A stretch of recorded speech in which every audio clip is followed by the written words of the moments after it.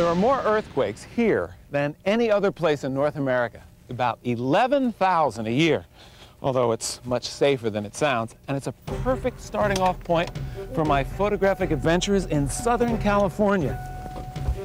Hi, I'm Bill Boggs. Welcome to Freeze Frame San Diego. Are you ready, Helen? I'm ready. Low gear? We're out of here.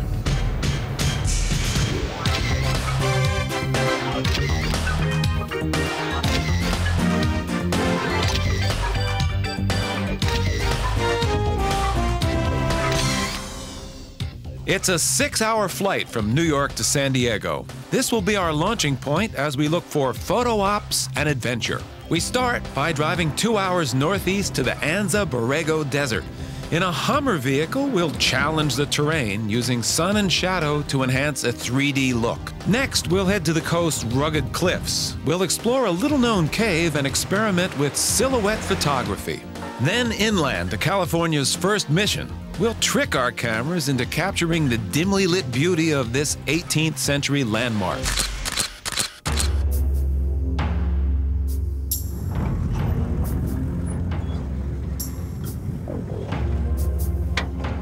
I never realized there's a desert just outside of San Diego. It was Helen Garber's idea to come. She's a professional photographer and a new friend. She'll show me how to capture the spirit of the San Diego region on film. The Hummer is my idea. I've always wanted to drive 80,000 bucks of agile armor. I found this tour company called North American Off-Road Adventures. They put novices like me behind the wheel for about $200. Paul Johnson's our desert guide and one of my driving instructors. Wait a second. Okay. All right, we're in second.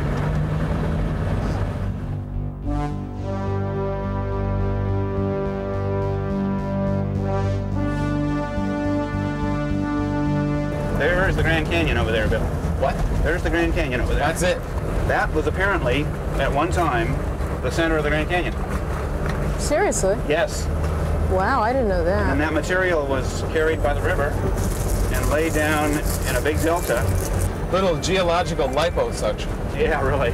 I guess when the Grand Canyon was carved out, all that dirt had to go somewhere, but I didn't expect to find it outside of San Diego or to be told to drive off a cliff to get to it. Gonna be kidding! So it just looks bad. Yep. Everybody have their seatbelt on? Yeah. Helen, have your seatbelt on? Yeah. Okay, Bill, as you get to the crest, you just go ahead and go over. My foot's on the brake. You just go ahead, take your foot off the brake, go over the crest, and just let it go down on the engine. You're in low gear. Go ahead. That looks very good. Doing fine. Just a tiny bit of brake, just to slow it down. There you go. Feels fine, man. When do I get to race it? That's the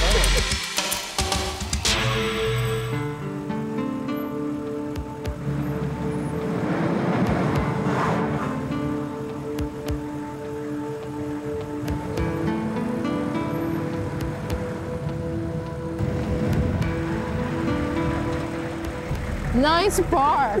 The Hummer drives like a car, only they're wider. It's like a Cadillac driver in Brooklyn. Nice park right into the bushes. If you get burned, you can use the yucca to help yourself. Well, here we have one of the cactus in the park that gives a lot of people trouble. Be careful, in fact, you don't want to step on it right there. What's the trouble? This is jumping cholla or teddy bear cholla. Be careful. Some people think they jump. They don't, but the people jump. What often happens is people will come up to it and brush against it and get it on, and then they jump back, and so they think it jumped on them. Yeah, the shot of this. It's this dangerous plant. Yes, exactly. Well, it's nice to have all these together instead of just a single one. Got it. Well, you just took a really nice shot, but I'm going to give you a photo tip. Something may look nice one way, but until you walk completely around it, you may not know the best shot. Look at the difference. Oh, that's beautiful. It's a big difference. It makes it like has a halo or a glowing effect. Yeah, the sun is backlighting. Standing by the cactus, I can see why the desert is a desert. The mountain peaks keep the rain clouds on the San Diego side. Time-lapse photography shows how the clouds are blown back by the mountain breezes.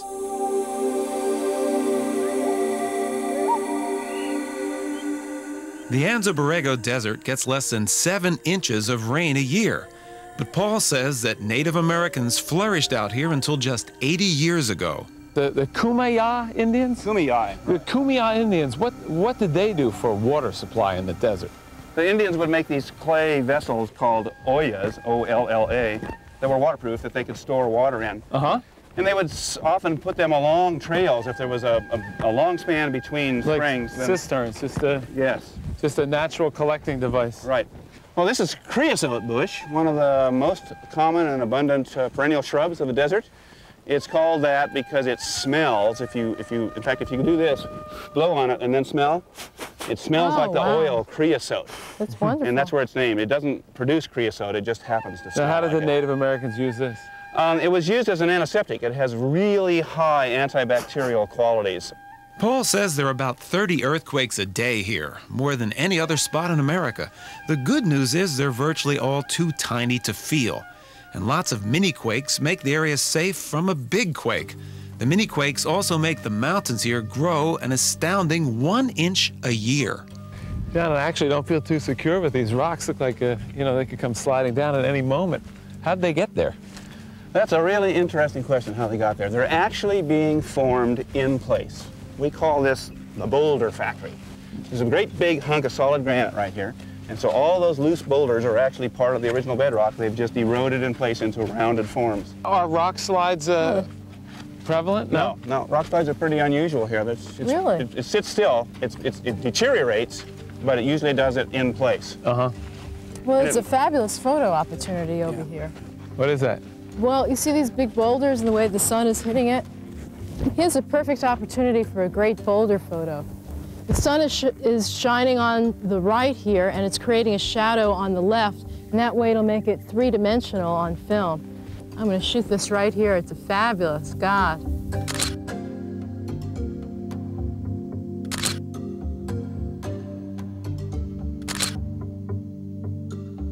These rocks are nice and hard, so they would allow them to do some grinding here and dig these holes. This is a kitchen activity. Exactly. This is the kitchen. Mortero. Yep. They would have harvested mesquite beans. They would have harvested the seeds from a lot of the plants around here, which are fairly coarse and woody. Pound them up, put them into a mush, cook them a little bit perhaps, or a soup. This has been used for probably a couple of 100 years for it to be that deep. This is early evidence of being a food processor. Absolutely. This is a food processor without the cord, the plug, the noise. The original Cuisinart. Which way are we going, left? It's hard to believe that this was actually a major route west during the gold rush of 1849, and that was long after the Spanish had established communities all along the coast.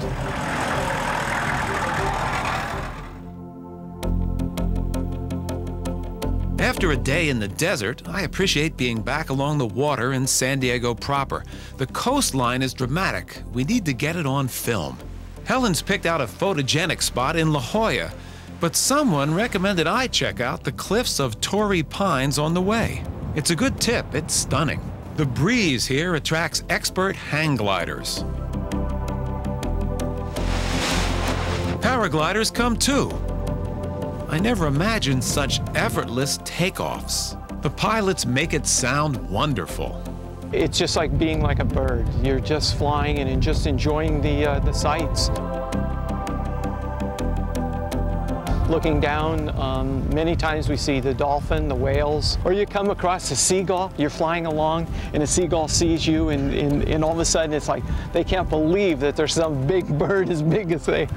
For fun, I asked a pilot to take a picture with my camera.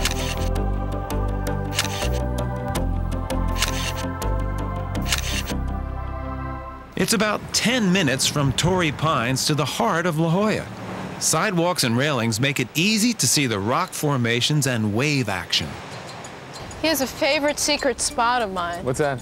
See, La Jolla, the Indian legend means caves. Yes. And although this looks like an ordinary shell shop, I hope it's not an ordinary shell shop. it's not. There are caves underneath it. Oh, shell shop cave combination. Yeah. How unusual. Oh, here are the steps. 145 steps. Please do not attempt this trip if physically unable. Be careful, Helen. This cave has been opened by this tunnel over 90 years. It's perfectly safe. All persons entering this cave do so at their own risk. Think they have insurance? I hope so. This actually looks like one of those Disney things, except it's real. Wow. Low ceiling, that's not a problem for you, Helen? No, I'm okay. I want you, a great profile yourself, to meet another great profile. Sunny Bill, this is Sunny Jim. What are you talking about? Well, you see, the edge of the cave creates a profile. Can you see that? Look around the jagged edge. You got a hairline. Oh, yeah, it's like a nose. A nose. And the local folk have named it Sunny Jim. Right. Yeah. That's great. Isn't that fabulous? So, you know, this would be a great place to take a portrait of you, but in a very different way than most people do. Most people would assume that flash would be the thing, but another even more romantic way would be the silhouette. Silhouette? And, yeah, the silhouette in the 18th century, they started doing these cutouts of profiles of people, and now we're going to do it photographically. So I'm going to look at you, all I see is black, and if you turn and put your nose in the same way as Sunny Jim? As Sunny Jim. Okay. It's going to be kind of a neat shot. But the first thing you have to be careful with, I can't center my meter on you because you're just a big black blob. Blob. I'm a blob. Okay. So I'm gonna focus just beyond you and the water rushing in, and that way the meter will light for outside the cave. Ready? Bobby Bill meets Sunny Jim. Okay. Now you gotta be really still. All right. It's wonderful because there are these birds flying and you're filling up the space really nicely. Good. Yeah. Now then... I'll take 3 wallet size. Okay, sounds great. But then, you know, a lot of cameras have a built-in flash. And just for the heck of it... Just a 2-minute walk from the shell shop is La Jolla Cove, a public beach. Helen wants to get a sunset shot, but first we sight a seal siesta.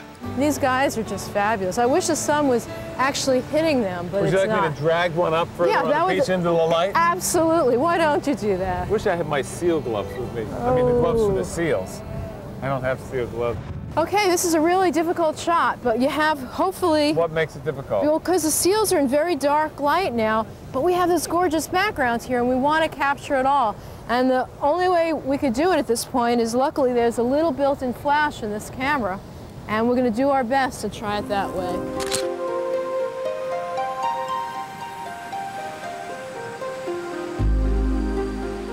Helen, it's another freeze-frame sunset. Pretty. By the way, we'll see you in the morning. Yeah, there he goes. And it's going to take a little while for the light to change to where I want it exactly. Uh-huh. Helen is right. It's worth staying after sunset when the colors become their richest. As the colors fade, Helen and I take a 5-minute drive up to Mount Soledad. It overlooks La Jolla, Mission Bay, and the traffic we'd otherwise be stuck in.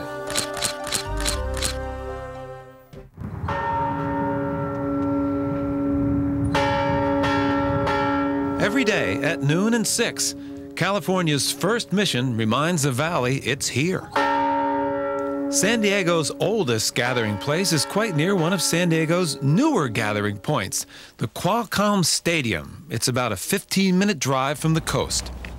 So this is the Mission Basilica San Diego de Alcalá. Wow, look at this place. This is classic mission architecture. What actually makes it classic, Helen? Well, let's see, these red tile roofs, first of all. We could start from the top. And then these archways. Uh-huh. And then the white stucco walls. The facade is made out of stucco. It's very typical. This is about as Spanish as it gets in California. Oh, absolutely. And what I've learned here, Helen, is this is interesting because this is actually California's first mission. In the 1700s, the Spanish wanted to lay claim to California territory, so they did it largely under the guise of religious settlements like this, but there's a very strong political overtone to laying claim to land right here. Really? Yep. I had no idea. Well, you know, when you read the brochure, this is what you find out. Well, that's great. You know, I've heard the term mission bells all my life, but I've never actually looked close up at mission bells before. Yeah.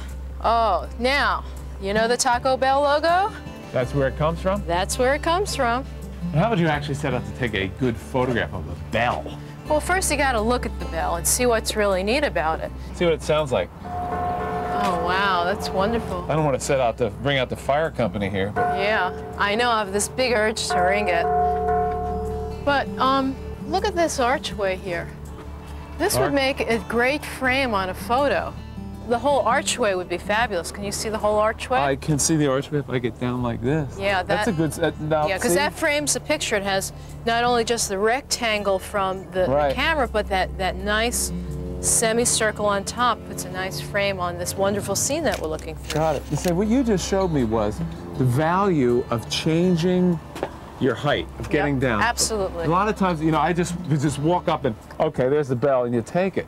No, that's excellent. Thank you.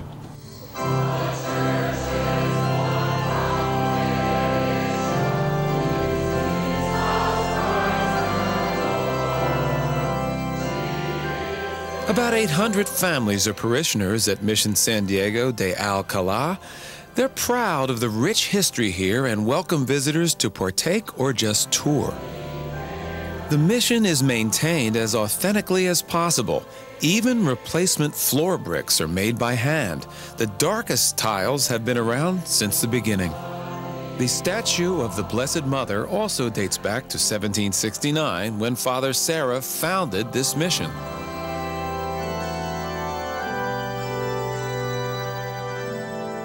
Oh my, what a wonderful space. Doesn't it give you a good feeling? Oh, the light's fantastic in here. I'm going to take one photograph here so I can remember the way it affected me just when I walked in. Well, that's not going to do it. Why? Well, because the flash is too small to fill up this grand room. So it only shoots 15 feet. And the only way you could fix it is by turning the flash off. And then the camera will then compensate for the fact that the flash is off and give a long exposure. So it mean a big, long exposure? Yeah, maybe 2 seconds. It'll open the shutter for 2 seconds in here. Now, the second thing is that you can't hand hold it for 2 seconds, and we don't have a tripod, so we have to find a flat surface to put the camera on. Top of my head? No, don't think so. But you know what? There's a flat surface on the top of that pew. Tri-pew. A tri-pew, Try yes. the pew. Let's do it. Here so comes really the down. Improvising a tripod. Good exactly. idea. So we got to do two things though in the camera. We got to actually turn the flash off, and we got to put the self-timer on. And the self-timer will let me put it on and give me 10 seconds to press the shutter and steady it up.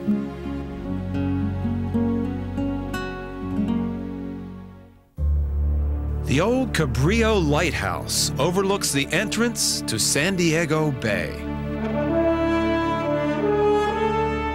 It's an active harbor with lots of big boat traffic and a busy embarcadero.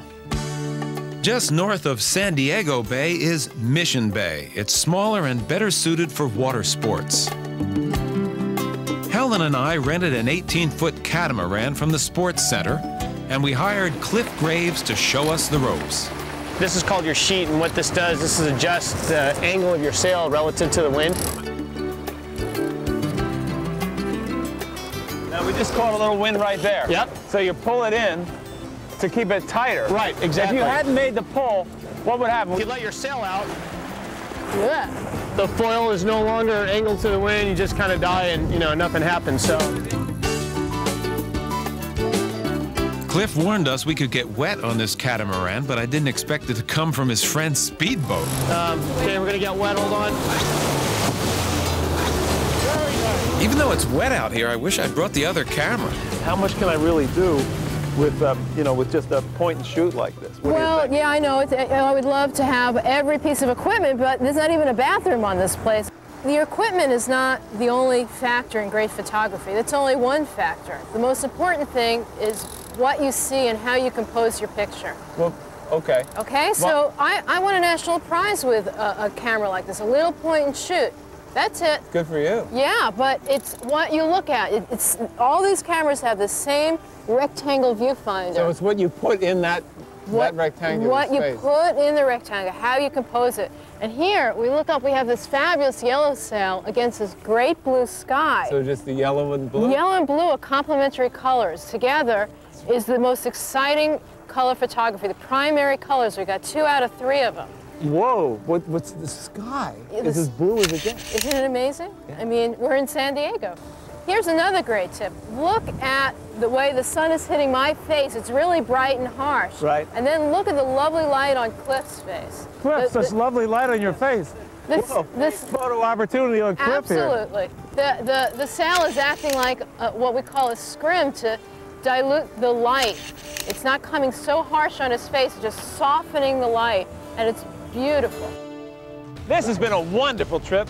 Thanks to Helen Garber for photographic advice on capturing the adventurous side of beautiful San Diego.